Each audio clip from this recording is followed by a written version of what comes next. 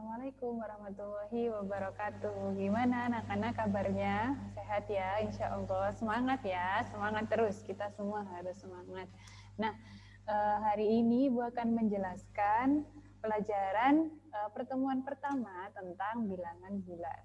Nah, kalau sebelumnya kalian pasti sudah tahu matematika itu pasti isinya tentang angka-angka gitu ya. Angka itu bisa kita sebut sebagai juga bilangan.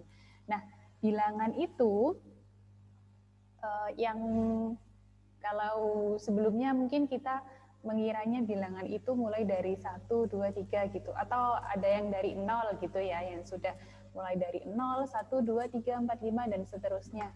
Nah, kalau sekarang kita akan mempelajari bilangan itu lebih luas lagi. Jadi bukan hanya mulai dari 0 atau dari 1, tapi kita bisa mundur lagi nih.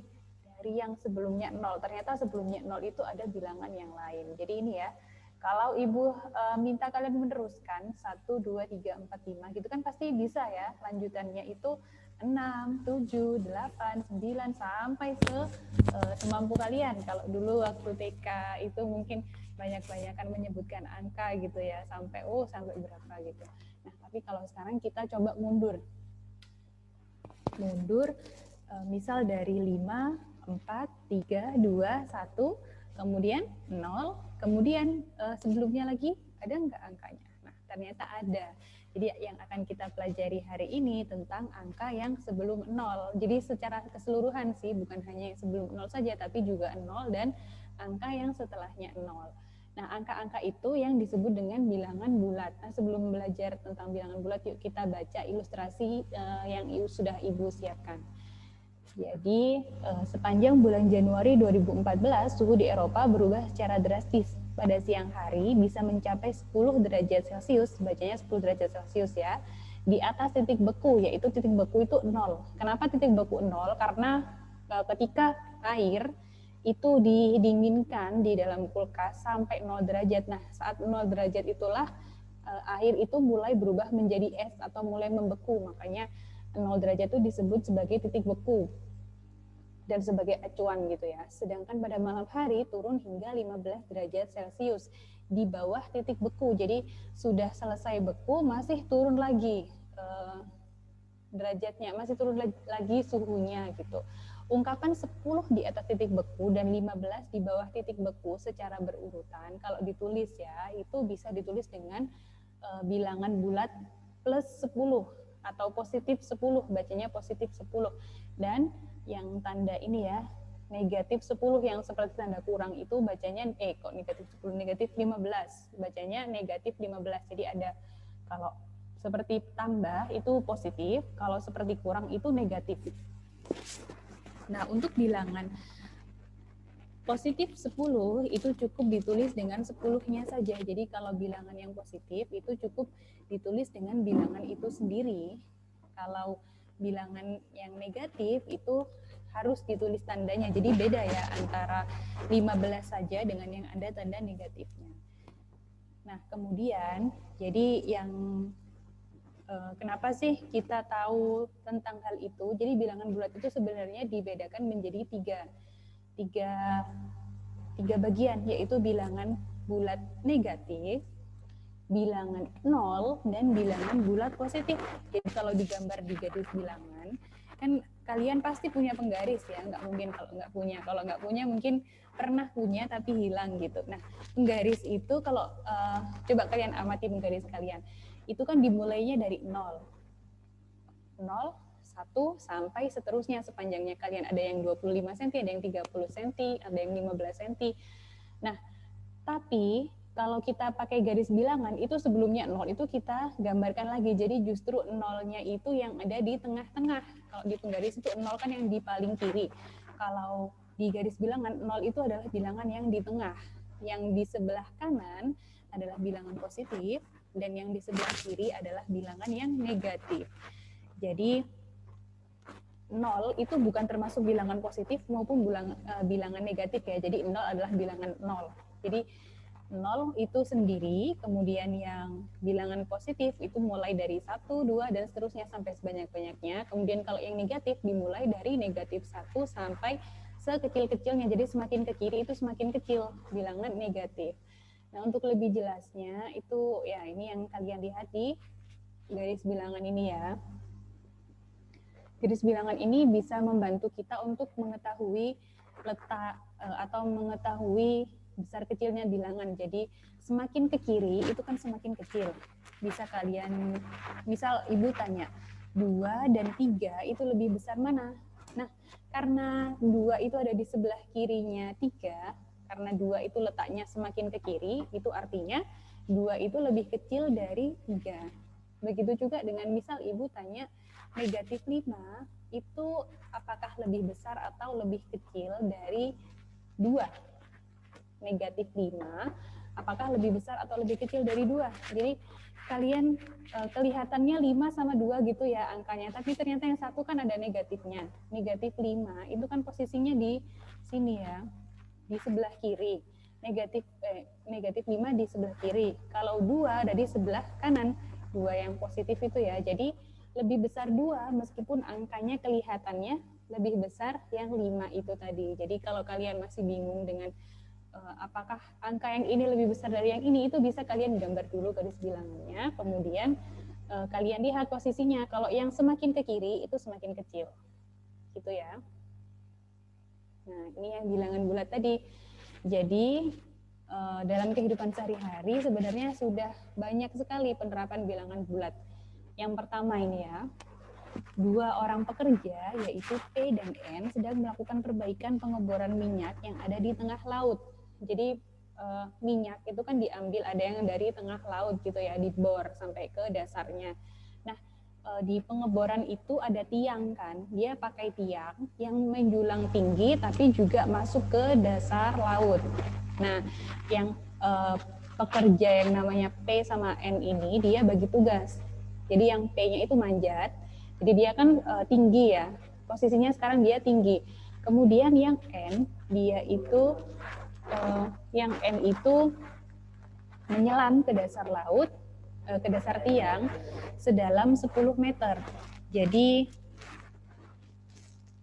sekarang jadi misal yang setara dengan tanah itu kita misalkan sebagai tanah itu kan nggak punya ketinggian ya. Jadi kalau kita berdiri di tanah, kaki kita menapak di tanah, itu kan ketinggiannya 0. Jadi kalau semakin tinggi itu semakin ada ketinggiannya, misal 1 meter, 2 meter gitu. Nah, tapi kalau di bawah, kalau menyelam itu kan berarti di bawah rendah, semakin rendah dari tanah kan ya.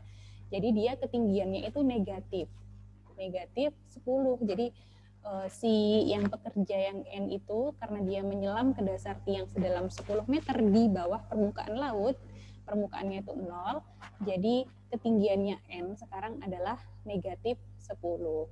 Jadi kalau digambarkan, ini sebenarnya harusnya pakai garis bilangan ya, tapi di sini Ibu tuliskan saja misal yang di sini di garis yang Ibu tunjuk ini itu adalah nolnya atau permukaan laut.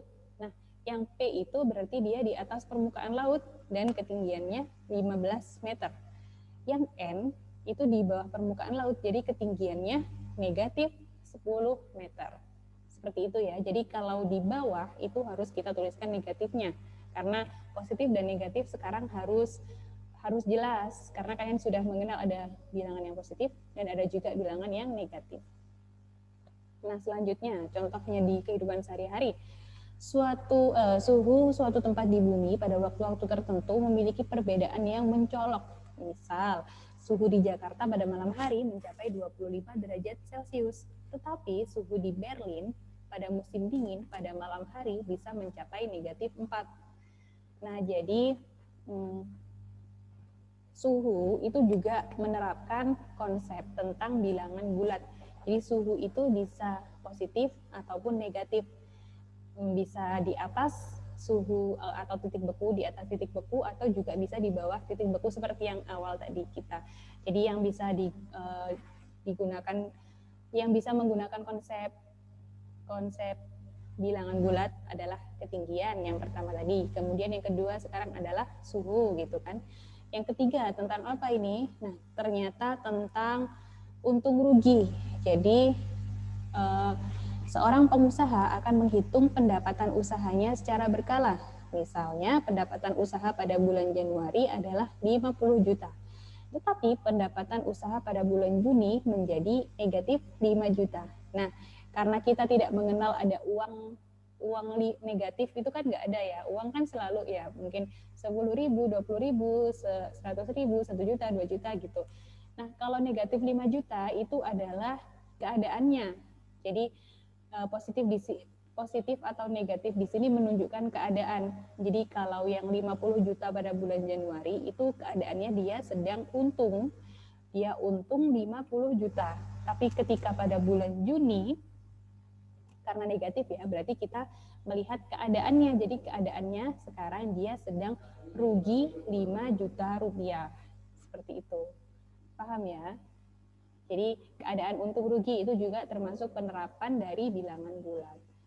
Selanjutnya adalah, nah ini tentang nilai aturan. Jadi ada loh kuis-kuis itu yang dia pakai skor negatif atau positif. Jadi ceritanya dalam suatu kuis dibuat aturan skor yang diperoleh setiap peserta. Misalnya soal yang dijawab dengan benar itu mendapatkan skor 10 dan soal yang dijawab dengan salah itu mendapatkan skor negatif 5 gitu. Jadi ketika jadi positif dan negatif di sini ketika dia mendapatkan dia menjawab dengan benar itu dapat poin 10. Nah, kalau salah berarti poin yang sudah dia dapat tadi dikurangi dengan 5 gitu. Jadi makanya poin-poin di sini juga mengajarkan kita untuk hati-hati dalam menjawab gitu. Dan ini juga termasuk penerapan dari bilangan bulat. Jadi tidak hanya di matematika, tidak hanya menghitung menghitung yang kita nggak bisa diterapkan, tapi bilangan bulat itu bisa diterapkan di kehidupan sehari-hari. Cuman mungkin kita nggak sadar aja ya, atau belum sadar kalau ternyata di kehidupan sehari-hari itu juga ada bilangan bulat positif dan negatif. Nah, selanjutnya Ibu akan mengajarkan kalian tentang operasi bilangan bulat. Nah, operasi kalau di rumah sakit tuh kayak dibedah, pembedahan gitu ya. Nah, di matematika itu juga ada operasi bilangan. Jadi bagaimana kita mengatur bilangannya. Jadi pengaturan bilangan itu ada penjumlahan, ada pengurangan, kemudian ada perkalian dan ada pembagian. Jadi bilangan itu bisa dipadukan dengan bilangan lain dengan cara penjumlahan, pengurangan, perkalian, atau pembagian. Karena bilangan bulat, jadi ada positif negatif, ini ada aturannya tersendiri. Jadi misal contohnya untuk penjumlahan, 3 tambah 4, oh ini mungkin gampang banget ya sama kalian dihitung biasa, hasilnya 7 gitu. Tapi konsepnya, penjumlahan dalam bilangan bulat itu, kalian bisa pakai garis bilangan, kemudian berjalannya itu selalu dari angka 0. Dari angka 0, karena ini awalnya 3 ya, berarti kalian melompat sebanyak 3 lompatan. Setiap lompatan itu satu langkah. Jadi 1, 2, 3. Posisinya sekarang ada di 3. Ke kanan ya, karena dia positif. Kemudian ditambah. Tambah itu kan positif ya. Ditambah berarti dia ke kanan lagi. Ke kanan sebanyak 4 langkah. 1, 2, 3, dan 4. Seperti itu. Jadi sekarang kita sedang berada di titik ke-7. Titik 7 artinya 3 ditambah 4 itu hasilnya adalah 7. Gitu. Jadi kalau penjumlahan itu bisa, atau misal kalau pakai bilangan negatif ya, kalau ini 3-nya Ibu ganti negatif 3 ditambah 4. Berarti awalnya kalian bergeraknya ke kiri dulu karena negatif itu ke kiri. Ke kiri sebanyak 3 langkah. 1, 2, 3. Kemudian ditambah 4 karena ditambah berarti sekarang ke kanan. 4 langkah. 1, 2, 3, 4. Jadi kalau negatif 3 ditambah 4 hasilnya adalah 1. Seperti itu ya. Mudah-mudahan paham ya. Nanti kalau ada yang kurang paham bisa ditanyakan langsung ke Ibu.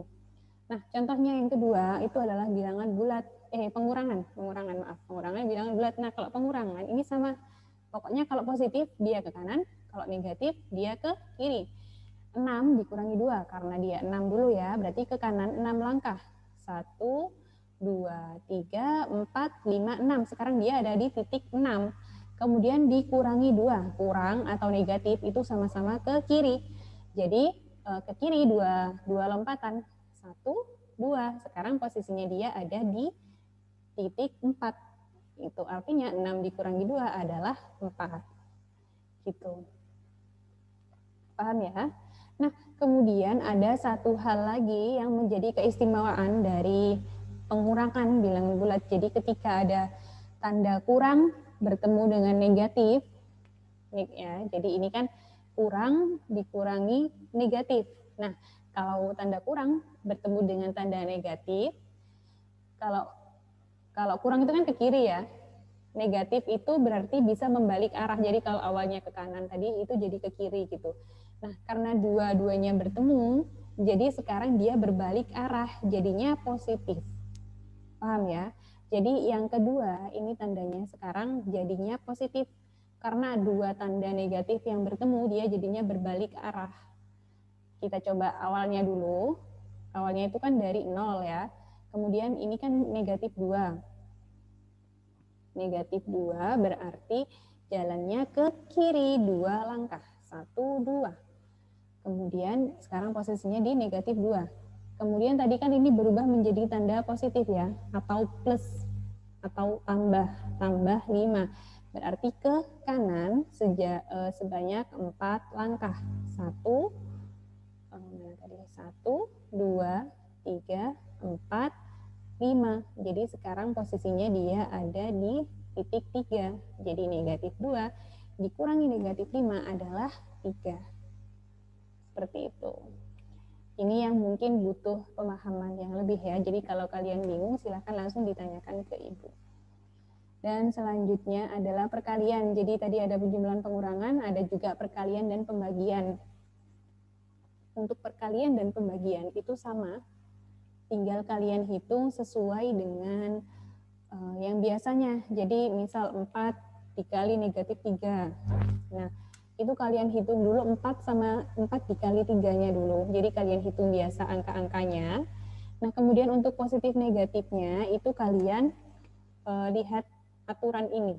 Jadi jika dua tanda yang sama dikalikan atau dibagi, jadi dua tandanya sama ya, positif dikali positif atau negatif dikali negatif, tandanya sama, hasilnya itu selalu positif. Paham ya? Jadi kalau sama-sama positif atau sama-sama negatif dikalikan, hasilnya itu sama dengan bilangan positif. Contoh, negatif 2 dikali negatif 2. Jadi kita hitung dulu, 2 dikali 2-nya dulu. 2 kali 2 kan 4. Nah, karena tadi tandanya itu negatif dikali negatif, jadi hasilnya adalah positif. Tidak peduli tadi dia negatif sama negatif, jadi hasilnya selalu positif. Kalau tandanya sama, atau 2 dikali 2 hasilnya juga 4. Paham ya? Jadi dua tanda yang sama kalau dikalikan hasilnya akan positif. Tapi kalau berbeda, positif dikali negatif atau negatif dikali positif, beda pokoknya ya, dua-duanya beda. Yang kedua dan ketiga ini, itu dia hasilnya adalah negatif. Bisa dipahami ya, kalau sama hasilnya positif, kalau beda hasilnya negatif. Jadi ibu bayangkan, ibu ilustrasikan itu seperti ketika kita beribadah. Seperti kita orang yang bertakwa itu kan menjalankan perintah dan menjauhi larangan, gitu kan ya, bertakwa. Nah, kita misalkan, nah seperti ini nih. Jadi supaya lebih mudah dipahami, ibu pakai ilustrasi tentang orang bertakwa. Yang tanda yang di awal positif dan negatifnya. Kalau di awal itu ibu misalkan melaksanakan atau meninggalkan. Kalau positif yang awal melaksanakan, kalau negatif yang awal meninggalkan. Kemudian yang kedua, itu kalau positif itu seperti perintah, kalau negatif itu seperti larangan. Nah, coba kita baca sekarang. Melaksanakan perintah, berarti kan orang yang bertakwa. Nah, jadi bertakwa itu dia positif. Jadi kalau positif dikali positif hasilnya adalah positif. Coba kalau yang kedua, melaksanakan larangan. Positif dikali negatif, melaksanakan larangan. Melaksanakan larangan itu boleh nggak? Larangan kan harusnya ditinggalkan ya, tapi kalau melaksanakan larangan berarti termasuk orang yang tidak bertakwa. Kalau tidak bertakwa berarti tandanya adalah negatif. Begitu juga dengan yang ketiga, meninggalkan perintah. Perintah kan harusnya dilakukan, tapi kenapa ditinggalkan? Nah, jadi negatif dikali positif, meninggalkan perintah, hasilnya adalah tidak bertakwa atau negatif. Dan yang terakhir, negatif dikali negatif, meninggalkan larangan. Benar kan ya, memang larangan itu harus ditinggalkan. Jadi dia termasuk orang yang bertakwa. Jadi tandanya adalah positif. Jadi gitu ilustrasinya supaya mungkin lebih mudah dipahami ya kalau sudah dibuat seperti ini. Dan insya Allah ini akhir dari pembahasan kita hari ini. Ibu ucapkan terima kasih atas perhatian kalian. Kalau ada pertanyaan, silahkan disampaikan. Jangan malu-malu dan jangan takut untuk bertanya ya. Terima kasih. Ibu mohon maaf atas semua kesalahan yang Ibu lakukan. Ibu akhiri. Wassalamualaikum warahmatullahi wabarakatuh.